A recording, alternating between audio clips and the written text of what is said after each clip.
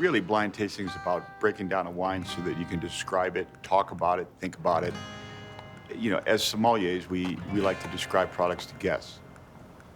So if we really think about it that way, we're judging it, you know, blind that way, and we can be a better buyer. Blind tasting is a very, very hard game. A lot of wine tastes the same. We're gonna do a little blind tasting today, and you know, it's I'm the latter part of my career, so today we'll see what few skills I have left. I have seen Fred do some amazing things. I've never really gave Fred a flight, you know, of wines, but I've seen Fred pull wine out and call it right to vintage. And so Fred is one of the best blind tasters I've ever met in my life. He's a natural taster. He just feels it. I picked the Gigal Chateau Ampuy Côte Rôtie. This is a classic wine from the Rhone Valley. It's Syrah with a little bit of Viognier. I decided to pick a couple things with some age, right? Because age kind of masks things. That one is perfect. The trick on that wine is it's got the new oak on it, so it could be misleading and take them somewhere else. The other trick on that wine is that it's a 1995 vintage. So here we got a 22-year-old wine. Hold on, not just yet. This wine has more oak than almost all Côte Rôties. Take your time. He's a little short sometimes. He gets a little impatient sometimes. How many master sommeliers does it take to decant a bottle of wine? Apparently more than one. Then I picked Alvaro Palacios La Ermita, one of the great wines of Spain. This was no easy wine, and it's kind of mean on my part. You always wonder, you know, how your skills are done as time marches on, as gravity takes hold of your body, right? It's a 96 vintage, so it's 21 years old. And again, when wines are old, they get a little bit trickier because these primary fruit characteristics and these markers fall out sometimes. Fred likes to win. Fred likes to win. Fred usually does win. Fred has great vision. Okay. Come on in, Fred. Let's have a glass of wine, buddy. Oh, let's not. Wait, I'm a little old for this, you know? I know you're pretty good, but I bet you call these white wines. Chardonnay, Riesling. Thank you. Tom, thank you. Gone. You pass. Left to right. 1, 2. 2 wines, both red. All right. Well, I can tell you, whoever decanted these did one crap job. So I got a big chunk of cork floating in mine. It looks like you used a chainsaw. That's all I had. Chainsaw. We're in Montana. Okay. I broke it down with a chainsaw, threw some wood chips in there. All right, so we have moderate red color here, fairly opaque. Let's see. Wine number 1. Okay, viscosity is very, very good. It's going a little garnet from center to the rim. It's got a little watery rim, which tells me the glycerol is a little high. Probably has some alcohol to it.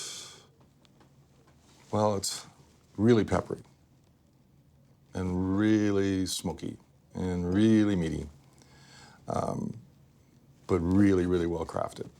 I mean, it's nicely integrated. This wine seems to be showing some age. It's got that kind of dried cherries, plums, touch of anise. It smells like a Rhone wine. I mean, that's what it smells like. That's what it's to start with. It has all the nice parts to it. Then you get down to the bottom of the fruit, and there's really, really good fruit under there. So I would say this is probably from a fairly significant or a very, very good vintage. And probably a very high quality producer.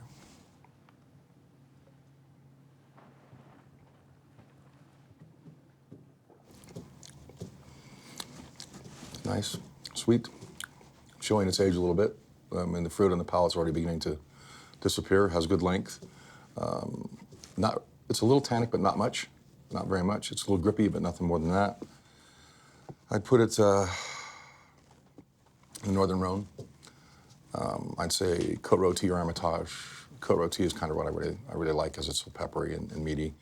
Very high quality producer. What's the final vintage call?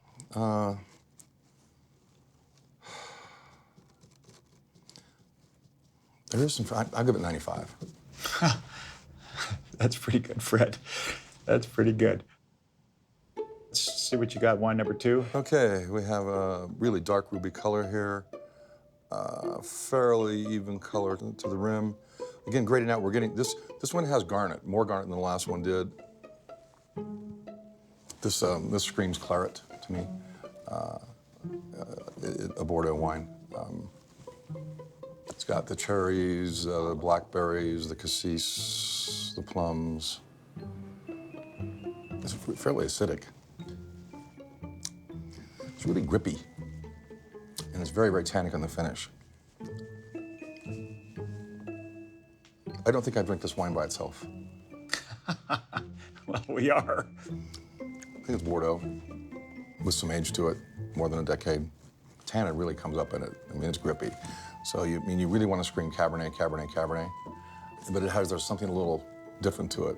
In the nose, I'd almost want to go right back, but then you taste, you let it go down there, and it's really grippy. I think it's of exceptionally good quality, a cru Quas wine. Right bank or left bank? Right bank or left bank? I'll go right bank. Saint-Emilion,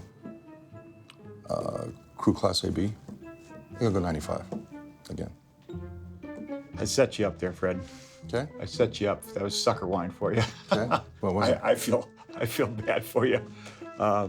It is Alvaro Palacios L'Ermite 1996, so perfect on the vintage, but it's got 20% cab in it, 20 months in New French Folk. When I open this, first of all, it's a little lower in alcohol than it should be from pre-rot. It smells like Bordeaux to me.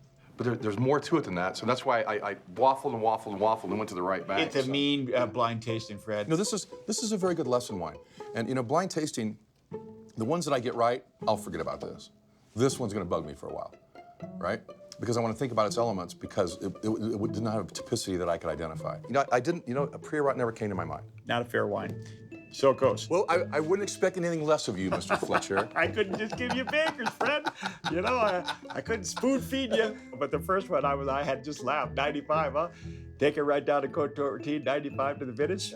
Not bad. No, it's always a pleasure to taste, Mr. Fletcher. Fuck you very much. Thank you, Fred. It's always a pleasure to taste with you as well. Cheers, Freddie. Cheers, brother. Good tasting, man. Good Cheers. sport.